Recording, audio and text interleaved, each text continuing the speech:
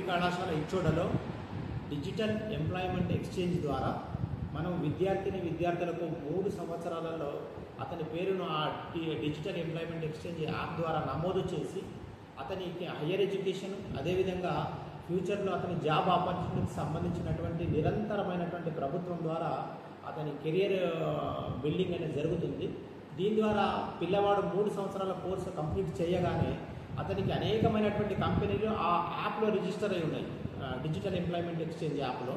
So ఈ డీట్ అనేటువంటి app ద్వారా కంపెనీలు విద్యార్థులను కాంటాక్ట్ చేసే అవకాశం ఉంటుంది. వాళ్ళు డిగ్రీ కంప్లీట్ కాగానే ఒక విద్యార్థి అతనికి ఖచ్చితంగా ఏదో ఒక జాబ్ కల్పించేటటువంటి ఉద్దేశంతో రాష్ట్ర ప్రభుత్వం ప్రతిష్టాత్మకంగా ఈ డీట్ అనేటువంటి యాప్ని డెవలప్ చేసింది. అదేవిధంగా విద్యార్థి తనకు ఉన్నటువంటి నైపుణ్యాలు ఏవైతే నేర్చుకుంటున్నాడో ఆ నైపుణ్యాలను డీట్ ద్వారా అనేకమైనటువంటి అవకాశాలను అందిపుచ్చుకొని నైపుణ్యాలను కూడా ఇంక్రీజ్ చేసుకునేటువంటి అవకాశం ఉంటుంది. అదేవిధంగా మన ప్రభుత్వ డిగ్రీ కళాశాలలో ఎన్ఎస్ఎస్ కావచ్చు, భవిష్యత్తులో మనం ఎన్సీసీ కోసం కూడా ప్రయత్నం చేస్తున్నాము. అతి త్వరలో ఎన్సీసీ కూడా వస్తుంది.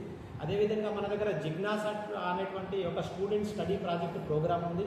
లాస్ట్ ఇయర్ ప్రభుత్వ డిగ్రీ కళాశాల ఇచ్చోడ విద్యార్థులు రాష్ట్ర స్థాయిలో జిజ్ఞాసకు ఎంపికయ్యి అక్కడ ఈ digital literacy by tribal women అటువంటి టాపిక్ మీద రాష్ట్ర స్థాయిలో ఈ టాపిక్ మీద ప్రజెంటేషన్ కూడా ఇవ్వడం జరిగింది.